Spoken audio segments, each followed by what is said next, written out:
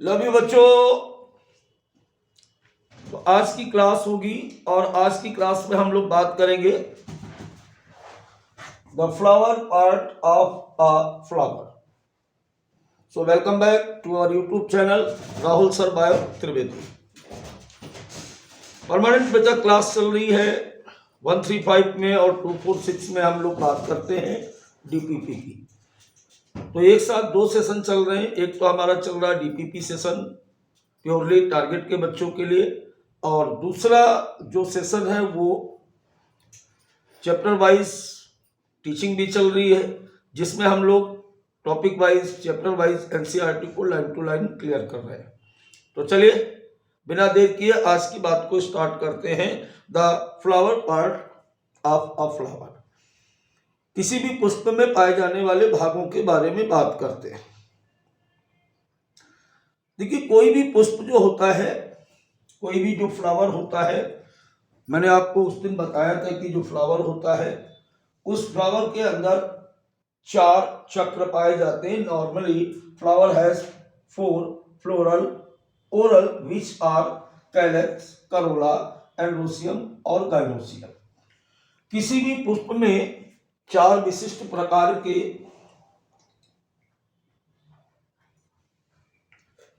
चक्रों के रूप में उस पर पंखुड़ियां कह सकते हो, या उसके पुष्प चक्र कह सकते हो, या उसके भाग कह सकते हो। तो नॉर्मली किसी फ्लावर में कैलेक्स, करोला, एंड्रोसियम और गाइनोसियम 4 पार्ट पाए जाते हैं। जरा इस तरीके से दूसरी तरफ भी देखेंगे।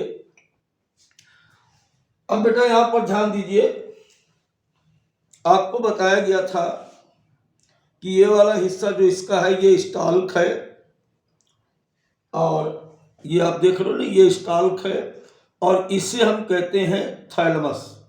इसे क्या कहते हैं? थैलमस या पुष्पासन। इस पुष्पासन पर जो सबसे बाहर की तरफ लगा इसे हम बाह्यदलपुंज या कैलेक्स कहते हैं। इसके ऊपर दूसरा चक्र जो आपको दिख रहा है, पहला चक्र ये हो गया। अब हम दूसरे चक्र की बात करें तो दूसरा चक्र क्या है? अंतःदलपुंज या करोला कहलाता है, तीसरा पुंकेसर या एंड्रोसियम कहलाता है, और चौथा गाइनोसियम या जायाम कहलाता है। तो बराबर हिंदी भी आपके साथ चल रही है, आप परेशान होने की जरूरत नहीं है। क्लियर हुआ? चलिए अब हम लोग बात करते हैं इन सभी को। यहां पर ध्यान दीजिए, तो कितने ओरल बताए मैंने आपको? 4 चक्र बताए। एक तो कैलेक्स बताया, दूसरा करोला बताया, तीसरा एंड्रोसियम और चौथा गाइनोसियम। यहां पर जो बात लिखी हुई है वो बात क्या लिखी हुई है? 2 चीजें यहां पर सबसे पहले समझ लें, हम टॉपिक को स्टार्ट करें। इन ग्रुप का यहां पर मतलब है कि जब ये समूह में होते हैं तो, और जब ये अपनी इकाई में होते हैं तब इनको क्या बोला जाता है? इकाई का मतलब एक पंखुड़ी, और समूह का मतलब जब ये संयुक्त फॉर्म में होते हैं। ये सबसे पहले ध्यान दें, कैलेक्स की इकाई सेपल्स होती है, कोरोला की इकाई पेटल्स होती है, एंड्रोसियम की इकाई स्टमेंस होती है, और गाइनोसियम की इकाई कार्पल्स होती है। दोबारा से सुने, कैलेक्स यूनिट क्या है? सेपल्स। करोला यूनिट क्या है? पेटल्स। एंड्रोसियम यूनिट क्या है? स्टमेंस। गाइनोसियम यूनिट क्या है? कार्पल्स। अब देखिए यहां पर बात को ध्यान से समझेंगे इस तरीके से। सबसे पहले हम लोग बात करेंगे, किसकी बात करेंगे? कैलेक्स की बात करेंगे। अभी अभी हमने क्या बताया आपको कि कैलेक्स क्या है? कैलेक्स क्या है? कैलेक्स किसी भी पुष्प पर पाया जाने वाला सबसे बाहरी चक्र के रूप में व्यवस्थित होता है। यहां पर आप देखिए, ये जो हरे रंग की पंखुड़ियां आपको दिख रही हैं, इन हरे रंग की पंखुड़ियों को हम क्या कहते हैं? इन पंखुड़ियों को हम कहते हैं कैलेक्स। ये जो दिख रहे हैं ना, इन पंखुड़ियों को बच्चों कहा जाता है कैलेक्स, या बेटा इसको हम कहते हैं, या इसको कहा जाता है बाह्य दल पुंज। ठीक है, इसको हम क्या कहते हैं? कैलेक्स या बाह्य दल पुंज कहते हैं। अब इसके बारे में अगर बात करें तो कैलेक्स क्या है? Outermost whorl of the flower and the member are called sepals. अभी अभी पीछे मैंने आपको बताया कि जो कैलेक्स है, कैलेक्स के बारे में बात करें अगर, तो यहां पर ध्यान दीजिएगा। सबसे पहले जो सीखने वाली बातें वो ध्यान दो। पहली बात क्या कही जा रही है आपसे कि ये आउटर मोस्ट लोकेशन क्या है? सबसे बाहर की तरफ स्थित होते हैं। ये इनकी बात हो गई किसकी?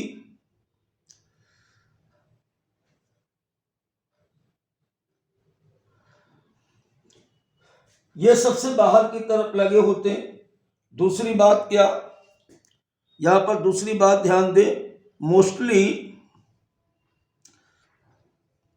ग्रीन कलर, हरे रंग के होते हैं, फोटोसिंथेटिक होते हैं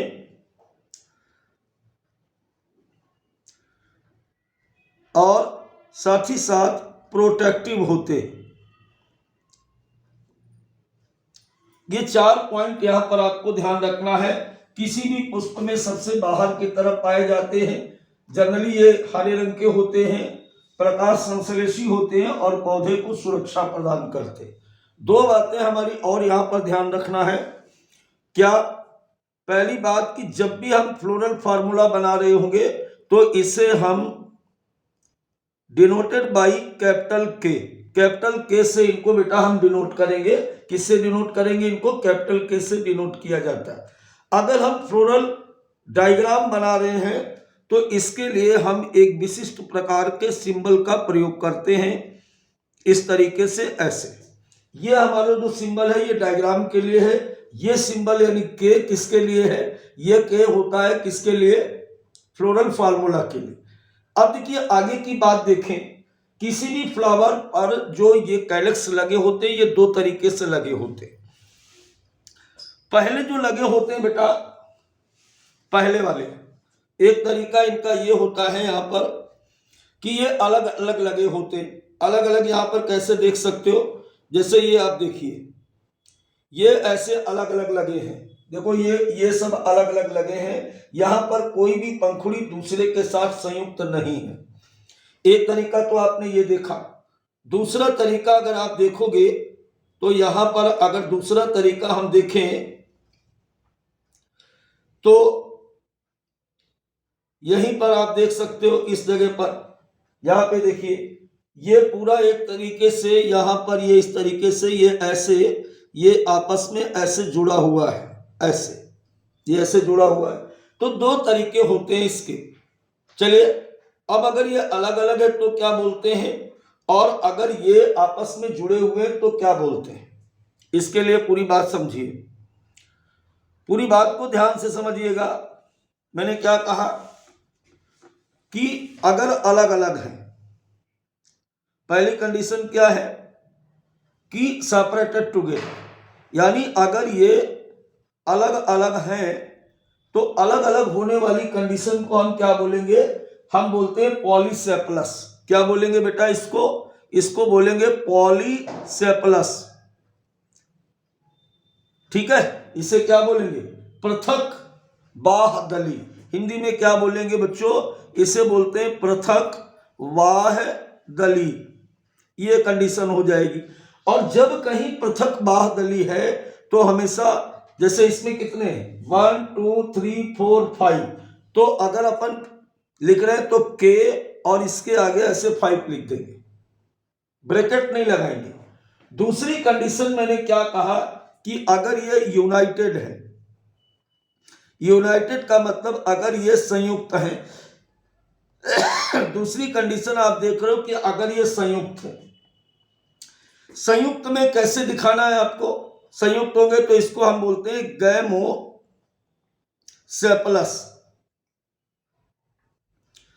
या संयुक्त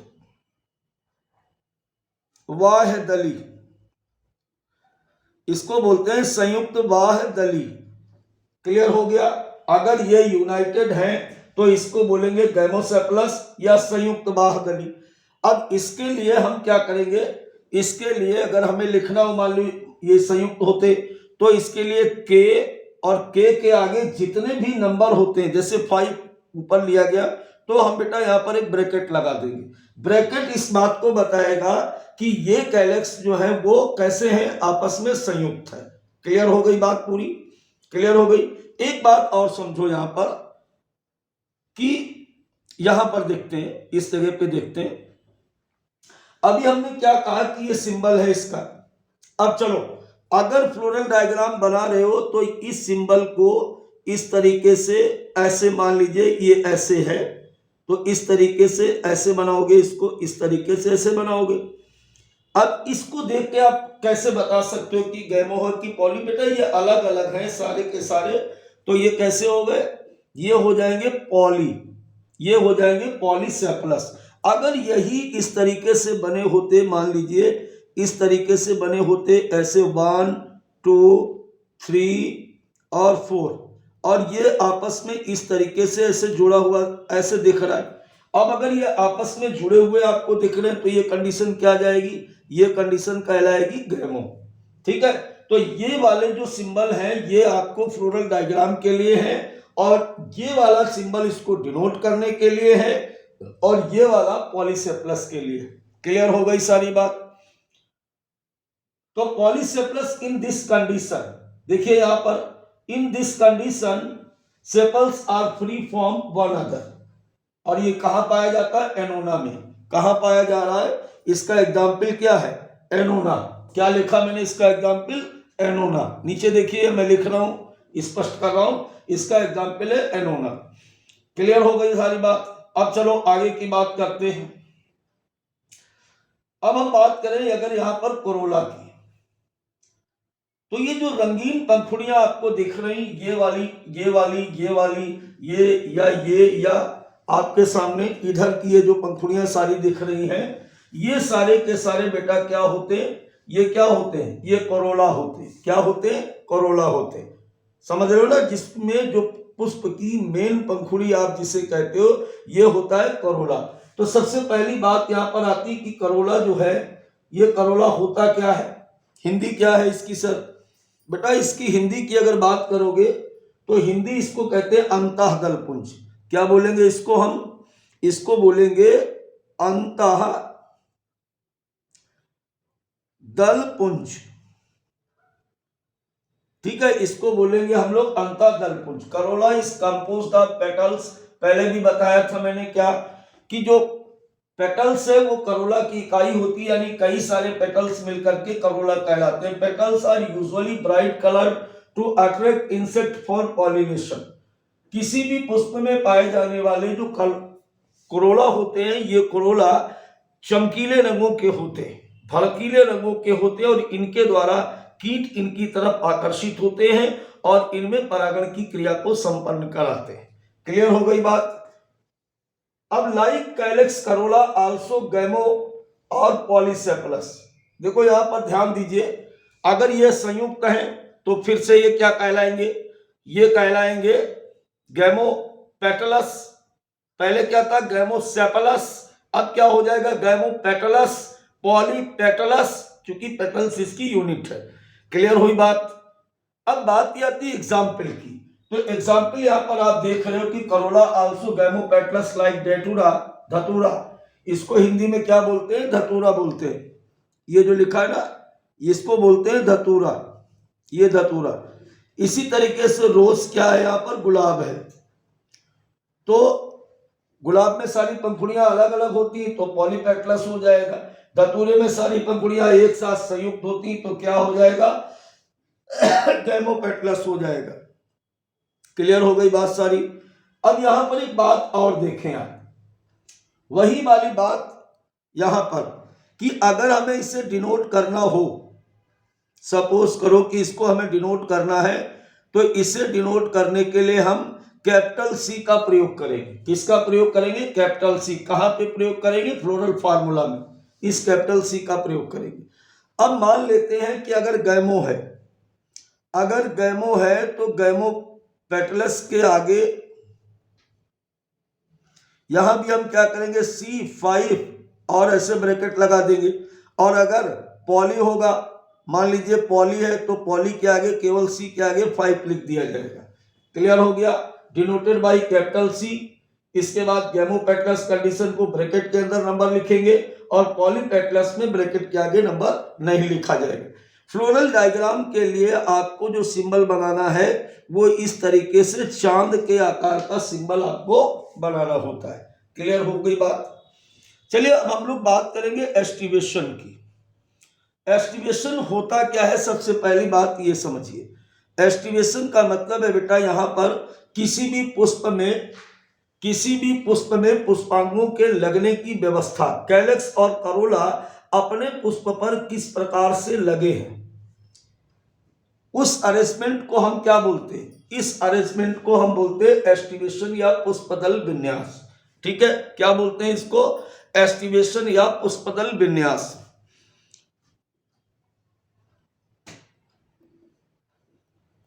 किसी पुष्प पर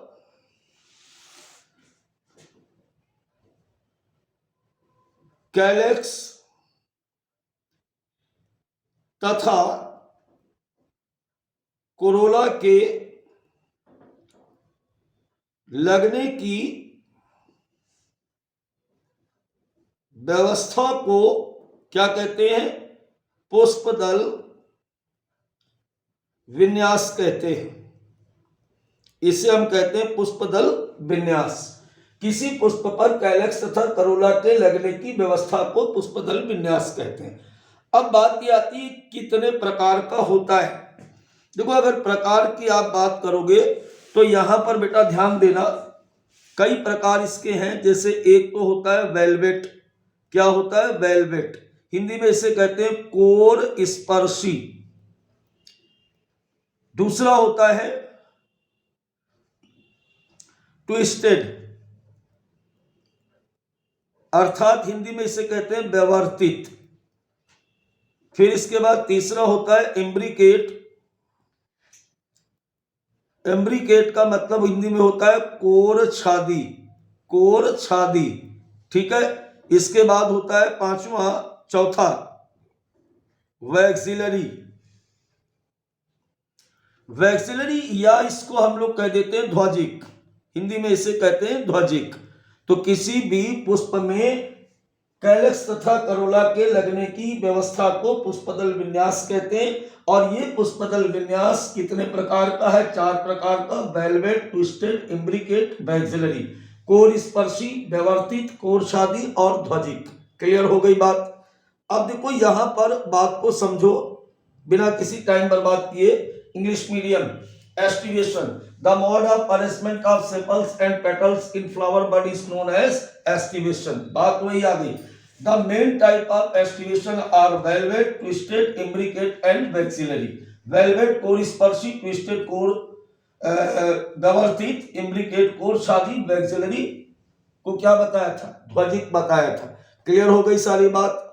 अब देखो यहां पर एक बात समझो, ये बात आप कैसे समझ पाओगे कि इसके लिए मैं एक छोटी सी ट्रिक बता रहा हूं। ध्यान से देखिएगा इस ट्रिक को। पहले जो मैं लिख रहा हूं इसको आप पढ़िए और इसको समझने का प्रयास करना। क्या लिखा है कि कोरे छुए तो कोर स्पर्शी। दूसरी बात ध्यान दें यहां पर, अंदर बाहर व्यवर्तित। फिर इसके बाद एक अंदर एक बाहर शेष व्यवर्तित इम्ब्रिकेट।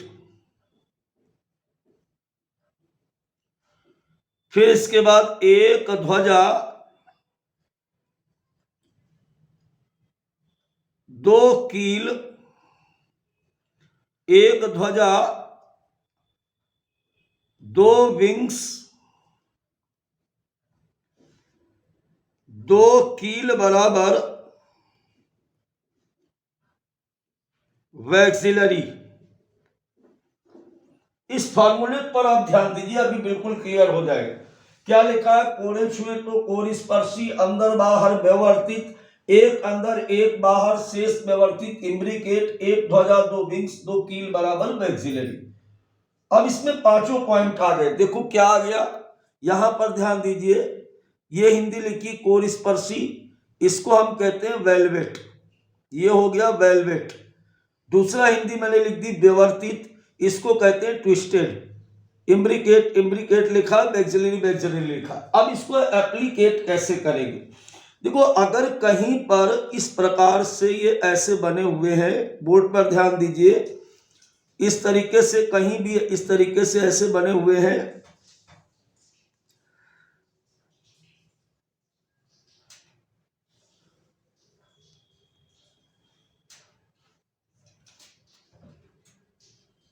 ये इस तरीके से ऐसे बने,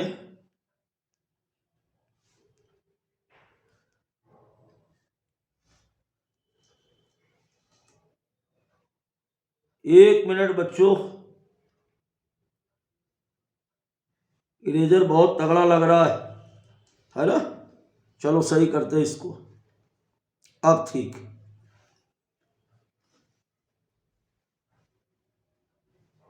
अब जैसे ये बना हुआ है कहीं पर इस तरीके से, अब यहां पर हम क्या देख रहे हैं?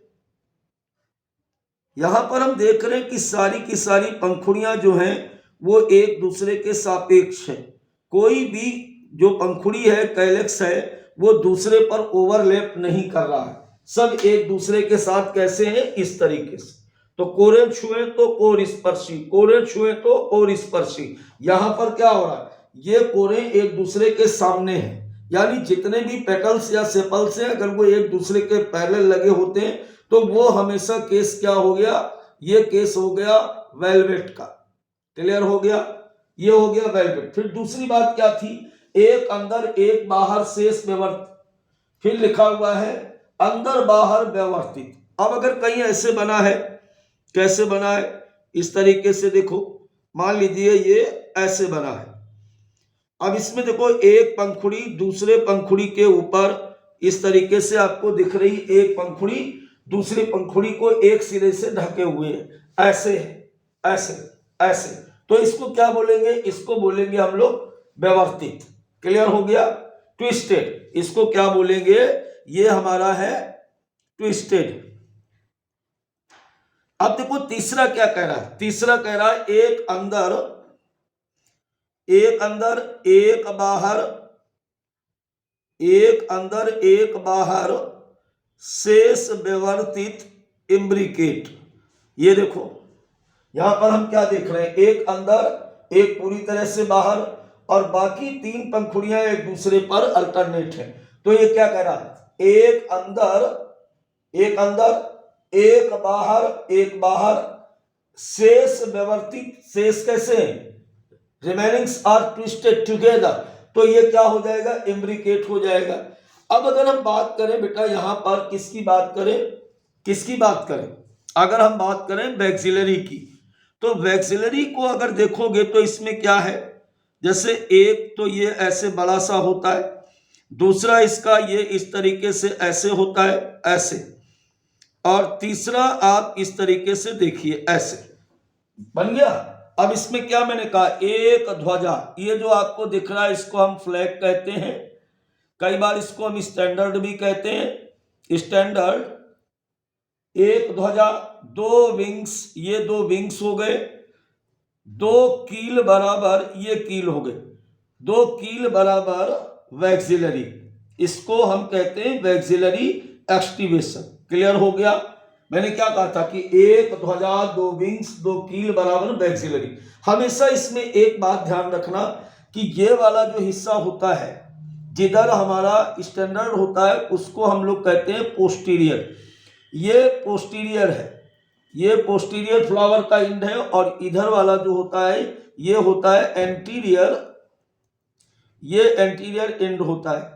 क्लियर हो गया? ये हमारा है पोस्टीरियर एंड। क्वेश्चन करते समय आप विशेष ध्यान देंगे इस बात पे, वरना आपसे गलती हो जाएगी। दोबारा अपनी बात को हम एक बार फिर से कहते हैं कि कोरे छुए तो कोर स्पर्शी, अंदर बाहर व्यवस्थित, एक अंदर एक बाहर शेष व्यवस्थित इम्ब्रिकेट, दो अंदर दो बाहर, एक अंदर एक बाहर शेष व्यवस्थित इम्ब्रिकेट, एक ध्वजा, दो विंग्स, दो कील बराबर वैक्सिलरी। क्लियर हुआ? चलिए अब इसको हम लोग देखते हैं, जरा विजुअलाइज करने की कोशिश करें। यहां पर आप एक चीज देखोगे, अब जरा जल्दी जल्दी, चूंकि सारी बात समझ गए हो। सबसे पहले हम बात करें वेलवेट की। The mode of arrangement of sepals और petals in floral bud is known as aestivation. मैंने क्या बताया कि व्हाट इज एस्टिवेशन? तो किसी भी पुष्प पर कैलक्स करोला लगने की व्यवस्था को हम क्या कहते हैं? तो हम इसे कहते हैं बेटा एस्टिवेशन। अब जैसे यहां पर आपको दिखाया गया कैलेट्रोपिस, ये देखो किस प्रकार से पंखुड़ियां लगी हुई। कैलेट्रोपिस क्या था? आंकड़ा, ठीक है, ऐसे दिख रहा है। अब ये जो आपको दिख रहा है ना, इसको देख के बताओ क्या था? आप देख कर पहचानिए क्या है। हमको तो ये वेलवेट लग रहा है, चूंकि कोर छुए तो कोर स्पर्शी। कैसा लग रहा है ये हमें लग रहा है कोर स्पर्शी है, ठीक है। चलिए आगे चलते हैं। ये कैसा दिख रहा था? ट्विस्टेड। ये वेलवेट दिख रहा। वेलवेट में क्या था? The mode of arrangement of sepals और petals in floral bud is known as aestivation. और वेलवेट में कैसा दिख रहा है? कैसा दिख रहा है? यहां पर केवल आपको ध्यान रखना है कि कोरे छुए तो कोर स्पर्शी। अब देखो अंग्रेजी को हो या हिंदी के हो, ट्रिक होती है यार, तो थोड़ी सी हिंदी समझ लेना। कोरे छुए तो कोर स्पर्शी वेलवेट कैसा होता है? सामने दिख रहा है। आगे चलो, अब बात करेंगे ट्विस्टेड की। तो ट्विस्टेड में देखो, ध्यान से देखो, यहां पर एक पंखुड़ी ये और दूसरी पंखुड़ी ये, फिर ये पंखुड़ी और फिर ये पंखुड़ी। यहां पर आप देख रहे हो ना,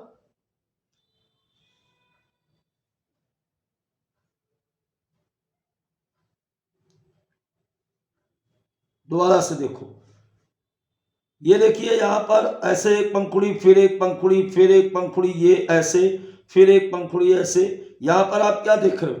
यहां पर आप देख रहे हो, यहां पर देख रहे हो ना, ये एक के दूसरे के ऊपर चढ़ी उतरी। हमने क्या कहा था कि अंदर बाहर व्यवर्तित, अंदर बाहर व्यवर्तित। तो ये अंदर बाहर दिख रहा कि नहीं दिख रहा? One margin of appendix overlap the of the next one, यानी एक सिरा दूसरे सिरे को दबाए हुए होता है। कहां पे पाया जाएगा? इसको विशेष ध्यान रखें बेटा। चाइना रोज, लेडी फिंगर और कॉटन। चाइना रोज क्या है? गुड़हल है। लेडी फिंगर क्या है? भिंडी। भिंडी सुने हो ना?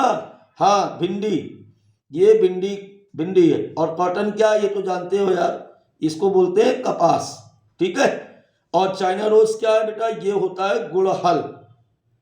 तो ट्विस्टेड के एग्जाम्पल क्या है? Family Malvaceae. देखो फैमिली मालवेसी अब नए सिलेबस में आ गई है, तो यहां पर बिल्कुल शुद्ध साफ लिख लो कि मालवेसी फैमिली में ट्विस्टेड एस्टिवेशन पाया जाता है। ये सारे मेंबर जितने चाइना रोल, लेडी फिंगर और कॉटन दिख रहा है, ये सारे मेंबर क्या है? ये सारे मेंबर फैमिली किस फैमिली के हैं? ये किस फैमिली के हैं? मालवेसी के हैं। इम्ब्रिकेट की बात करो तो इम्ब्रिकेट को क्या बताया था हमने?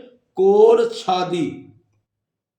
कोर छादी क्या कह रहा था कि एक अंदर एक बाहर शेष व्यवर्तित इम्ब्रिकेट। अब जरा इस डायग्राम को आप देखिए, यहां पे आप देख रहे हो कि एक ये अंदर दिख रहा है, फिर एक ये वाला पूरा ऐसे आपको दिख रहा है, ये बाहर दिख रहा है। ये बाहर दिख रहा कि नहीं दिख रहा? अब दिख रहा होगा। और बाकी जो यहां पर आपको दिख रहे हैं, ये देखो अंदर गया ऐसे, ये ट्विस्टेड है, और ये भी इसके साथ ऐसे ट्विस्टेड है, ऐसे इस तरीके से ऐसे ट्विस्टेड है। तो ये देखिए, ये फ्लावर आपको पूरा इस तरीके से ऐसे फ्लावर दिख रहा।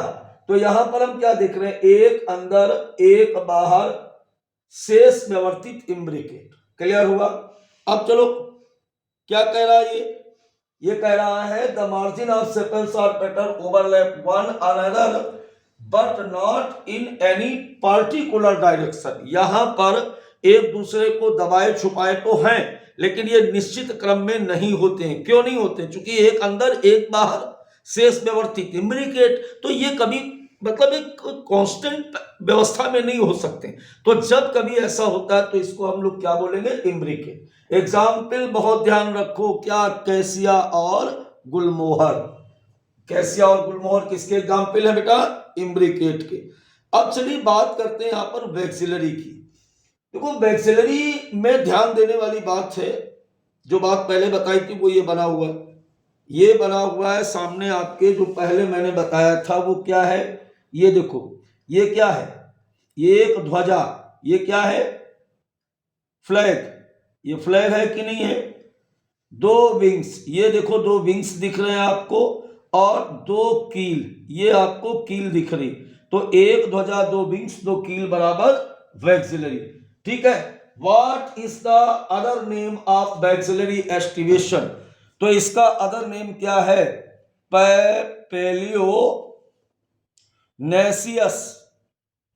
पैपेलियोनेसियस एस्टिवेशन। क्लियर हो गया। कहां पाया जाएगा, ये पाया जाता है मटर फैमिली में। कहां पाया जाता है, फाबेसी फैमिली। कहां पाया जाएगा, फाबेसी फैमिली, यानी मटर कुल में पाया जाता है। कहां पाया जाएगा, मटर कुल में। या बेटा आजकल मटर कुल की जगह लिख के आ जाएगा लेग्यूमिनेसी। कहां पाया जाएगा, लेग्यूमिनेसी में पाया जाएगा। क्लियर हो गई बात पूरी। कहां लिखा हुआ, पी फ्लावर और बीन फ्लावर। क्लियर हो गई सारी बात। चलिए आज के टॉपिक का पहला क्वेश्चन हमारे पास है, विच is the outer most part of the flower? The calyx is the outermost coral of the flower and the member are called sepals. सबसे बाहरी, अब देखो इसमें कहीं कैलेक्स दिख रहा है, एंडोसियम नहीं होगा, फिर गाइनोसियम नहीं होगा, करोला नहीं होगा, क्योंकि आउटर मोस्ट क्या है, आउटर मोस्ट होता है बेटा कैलेक्स। चलिए देखते हैं आज का दूसरा क्वेश्चन क्या कह रहा है। तो दूसरा क्वेश्चन अब आपके सामने है यहां पर,